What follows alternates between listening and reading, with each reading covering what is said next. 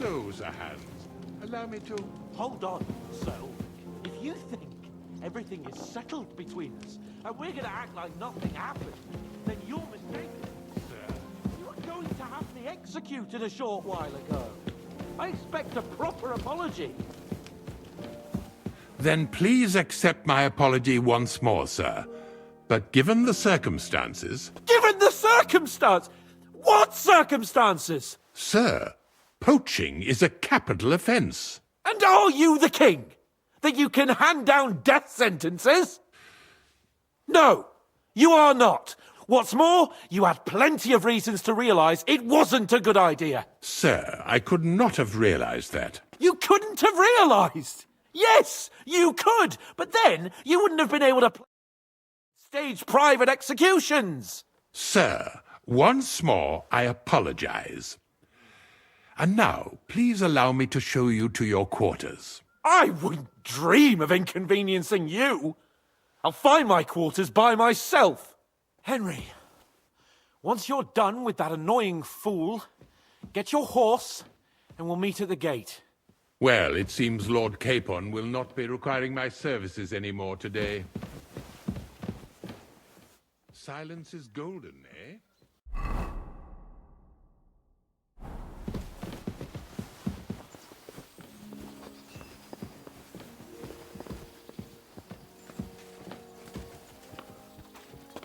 Nevertheless, welcome to Trusky, the finest and biggest castle you shall ever see. Rumor has it that the castle was built on the jaws of hell, and that we're sometimes plagued by demons here. But don't believe a word of it. It's just idle talk to excuse the servants' laziness and incompetence. It's demanding enough keeping everything here running smoothly without any of that. It requires a man of exceptional qualities and talents. By the way, this place is a maze for strangers. It's very easy to get lost. Excuse me.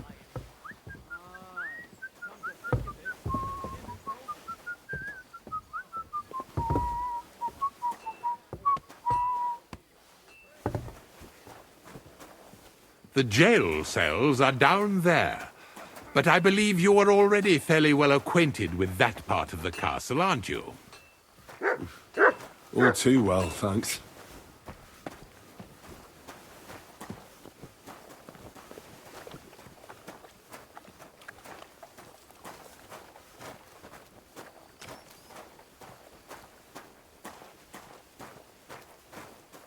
Here it is.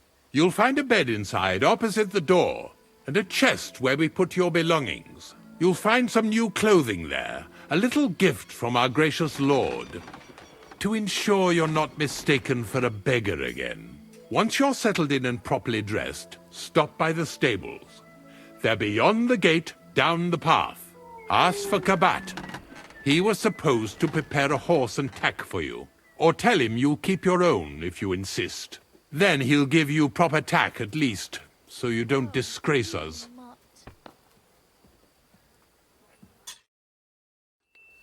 So, you...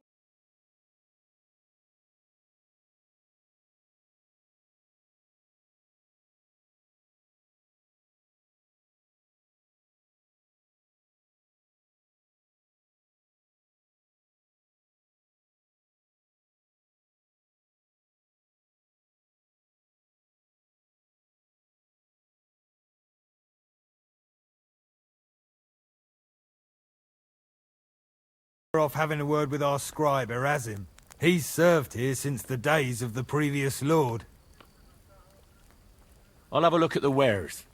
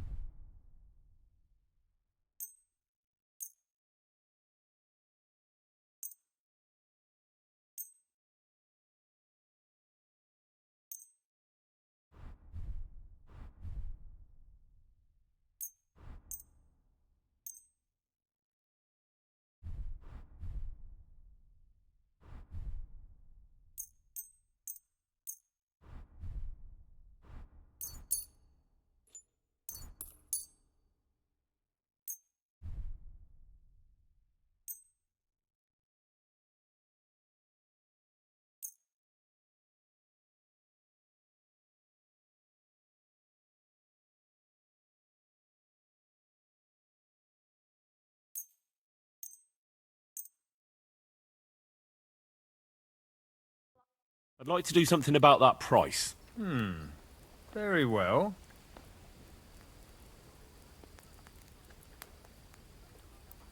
Aye, you'll convince me with that price. I'm glad you found what you were looking for, sir.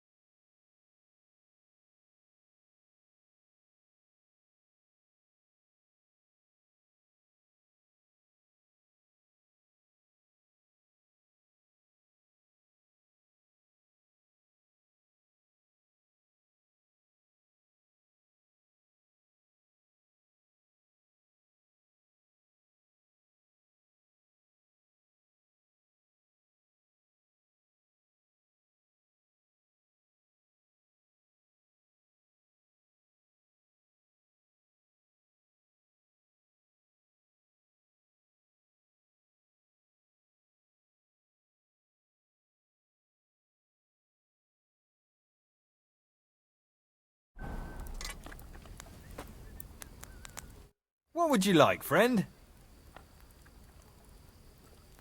Show me your wares.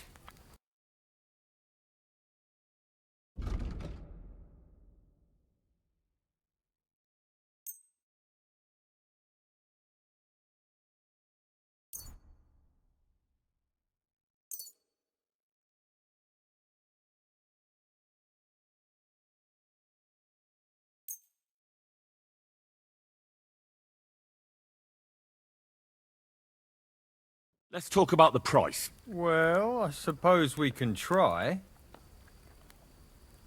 Aye, you'll convince me with that price. I was glad to be of help to you, good sir.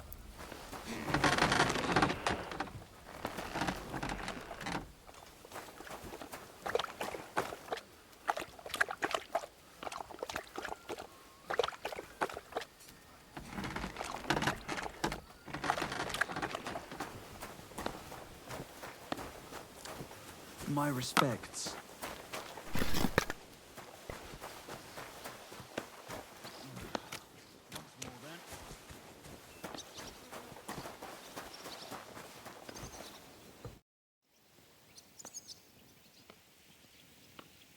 I'd like to learn a new combat technique. Certainly. Why not? I happen to have some time on my hands, and a good stretch would do me well.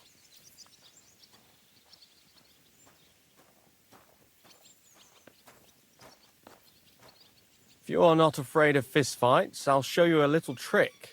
It is actually a simple blow with the back of the hand to the opponent's neck. I was taught it by a good old Franciscan, back when I was studying.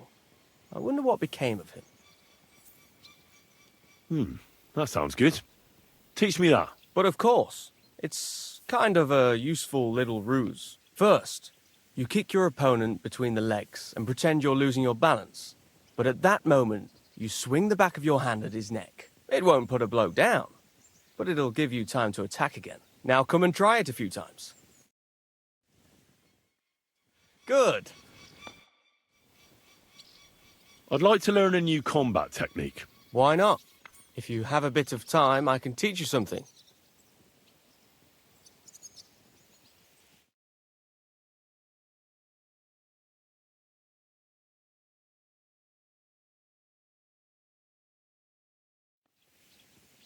As you can probably figure, I like the longsword because it's beautiful and an absolutely nimble weapon. Our grandfathers didn't use them, but today in Prague, everyone is tripping over themselves to learn how to fight with one. I'll be happy to show you how to handle it better. What do you say? That sounds good. Teach me that. As you wish. The first thing is to realize a sword has two blades, and thanks to your second hand on the hilt, you can quickly spin it around and hit your opponent's head. These are exactly the techniques that make the longsword an extremely deadly weapon. Now come and try it a few times. All good? I'd like to learn a new combat technique. Certainly. Why not?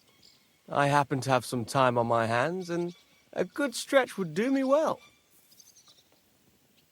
I like a longsword, but there's not much room for it in the heat of battle, where brute force will come in more handy for you. Such a hit with the pommel of a sword, handle of an axe, or edge of a shield will certainly disorient everyone. Would you like me to show you? That sounds good. Teach me that. All right. As I already said, often mainly brute force will help you in a fight. Attack with any short weapon a few quick times. Then, move towards the opponent and hit him in the face with the shaft. Oh, and if you have a shield, use it. That will definitely ruin your opponent's day. Now come and try it a few times. All good? I'd like to learn a new combat technique. Why not? If you have a bit of time, I can teach you something. I can show you how I teach the local men to fight with pikes. It's not that noble a weapon, but it's dangerously effective. One slash across the belly and you've got him where you want him. What do you say? That sounds good. Teach me that. Gladly. You start slicing the pike with a slow arc to yank the opponent's weapon aside. This will throw him off balance. So then you slice the pike's blade into his unprotected belly. If you do it right, it's all over. There's no more to be done. Believe me. Now come and try it a few times. Good. So, how did you end up at Trotsky? Sir Otto hired me in Prague as his bodyguard and a swordmaster for the local castle garrison. I reckon he sensed he was in danger. And he was right. A band of scoundrels was lying in wait for us on the road, and they nearly got us. How was your company ambushed? What happened exactly? It was well planned, I must admit. They nearly got us. And what went wrong for them? Hard to say. Maybe we were just lucky, and God was watching over us. That's all there was to it. If you really want to know what I think, the idiots lacked discipline. They rushed it. What do you mean? It might have come down to a single fool's mistake. I don't know. But if they just waited a bit longer, we wouldn't have stood a chance. Like I say, I thank the Virgin Mary and all the saints for watching over us. Why do they call you Black Bartosz? It's just a nickname, of course, because of my, black hair. Every swordsman has a nickname, you know? Once you win a few tournaments, they give you one. So you're really a high-born knight? Indeed. I'm Bartoszek of Drahonitz. My father served Emperor Charles his entire life. Oh, sorry. I suppose I should call you sir. No, there's no need for formalities. Titles are worthless. A man should earn a name for himself. It's not enough to be born with a silver spoon in your mouth. Sorry, but